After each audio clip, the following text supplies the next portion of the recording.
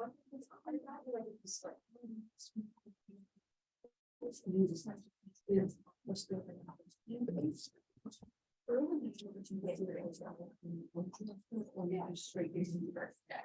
right, good morning. How's everyone?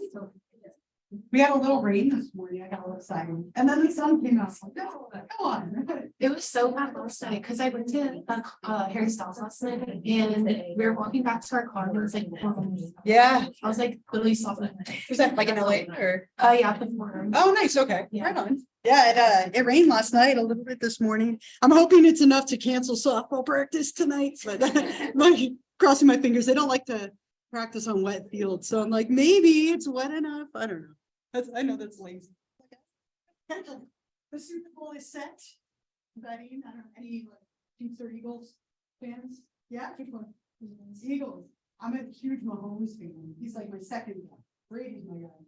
Mahomes is my second. So it was a good game. Like, I'm excited for that. But it's sad. Football's almost over. And then there's that gap before baseball starts, and it's awful, right? I'm like, I miss sports for like a month, and then I get them back. I'm not into basketball, or I could fill the gap, but I'm not going to.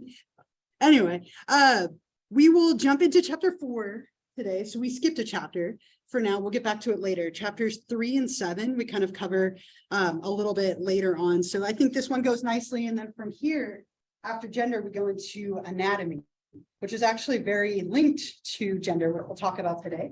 So we'll look at sex versus gender. We'll look a little bit at the factors that influence our gender identities, some stereotypes, some varieties of gender, and there are so many.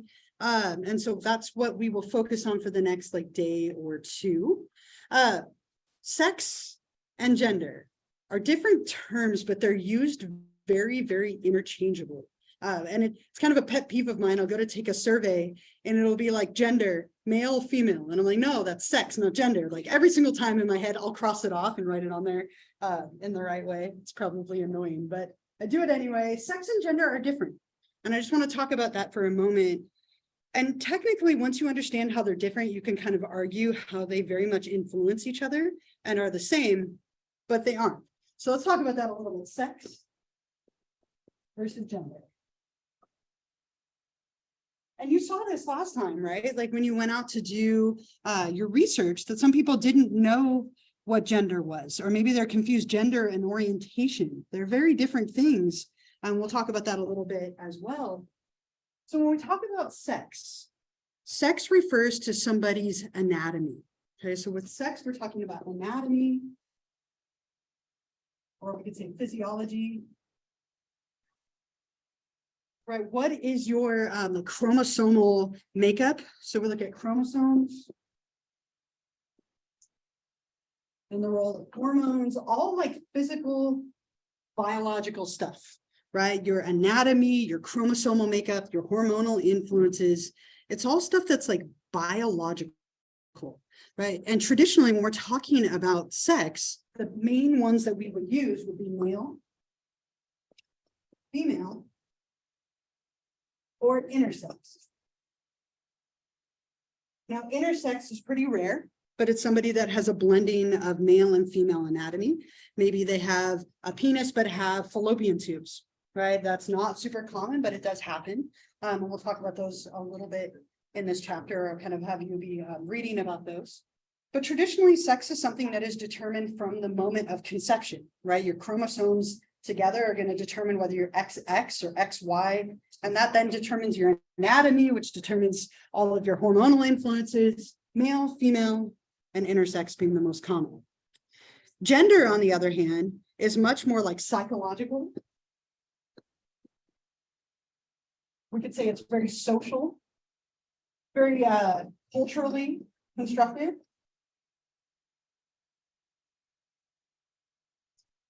Right, so this tends to refer more to how people view themselves, right, and how you maybe present your sex, right? So gender tends to be something that we use words more like masculine or feminine. We might use words like androgyny. Kind of an old word. Now we tend to use things like non-binary. Traditionally, like non-binary, and we'll talk about this more later. Like if someone is like masculine or feminine or male or female, non-binary would be like kind of like I refuse to put myself in one of those two categories. But this is more like, do you see yourself as being masculine or feminine, or maybe kind of a mix of the two, or neither, right? Sometimes people will identify in that way. There are a million terms for varieties of gender, which we'll talk more about later in this chapter.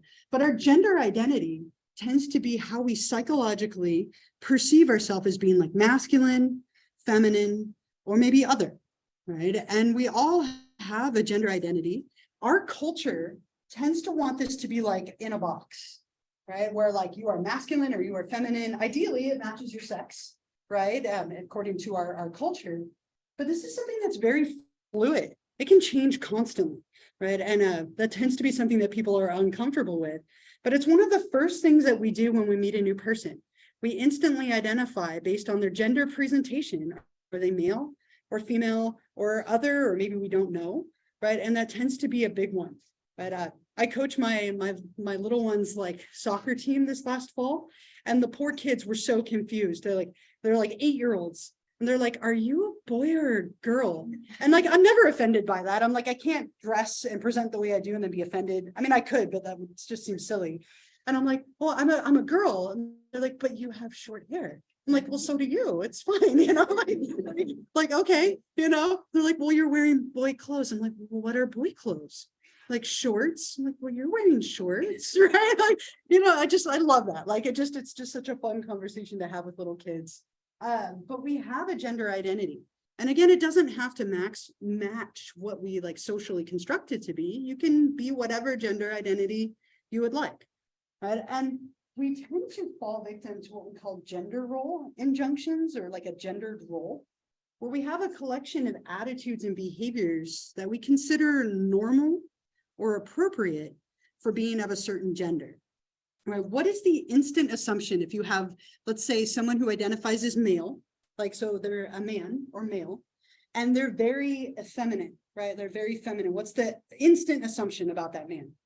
They're gay, right? Or you have a woman who's very masculine, instant assumption that they're lesbian or gay, right? And that may or may not be the case, right? Sometimes it fits, right? And sometimes it doesn't, right? My partner is very, very feminine.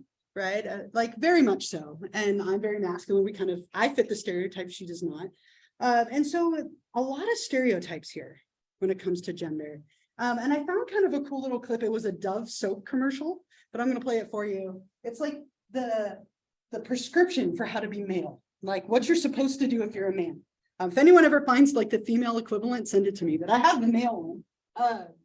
So I'll play this for you. It's for soap, which everyone should use, right? Regardless of gender.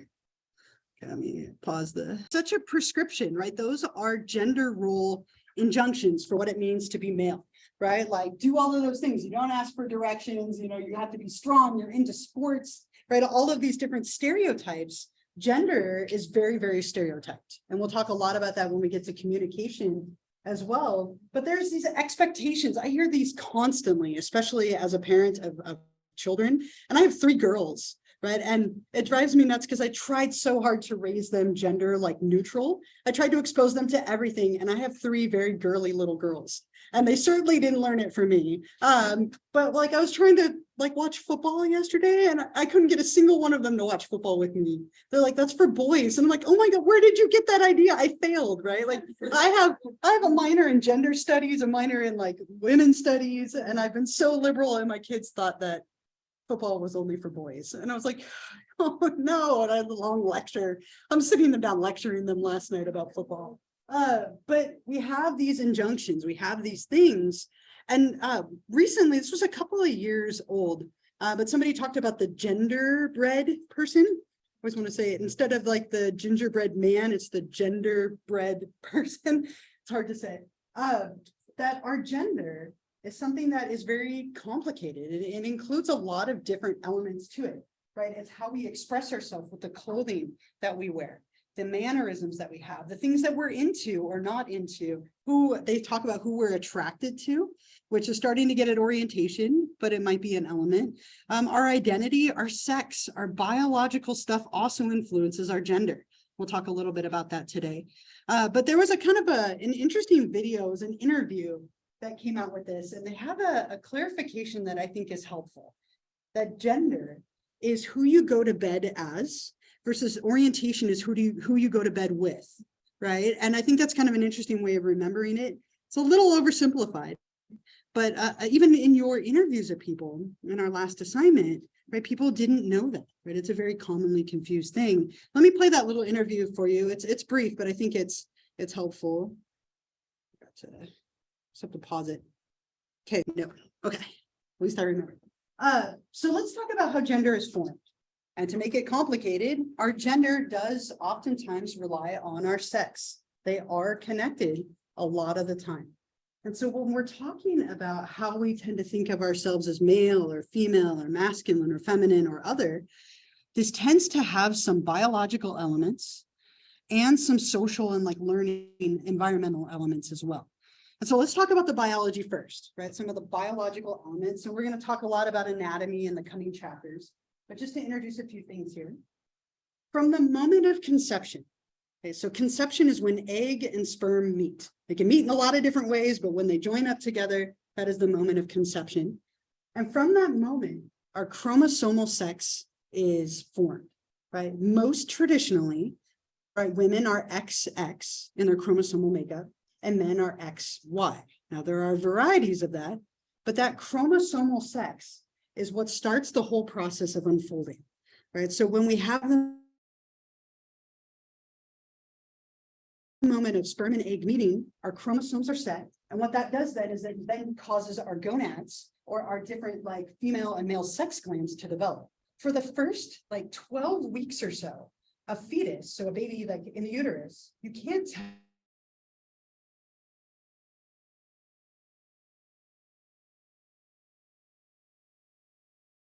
right? And this is why not until around like week like 14 or so on average, can we tell the sex of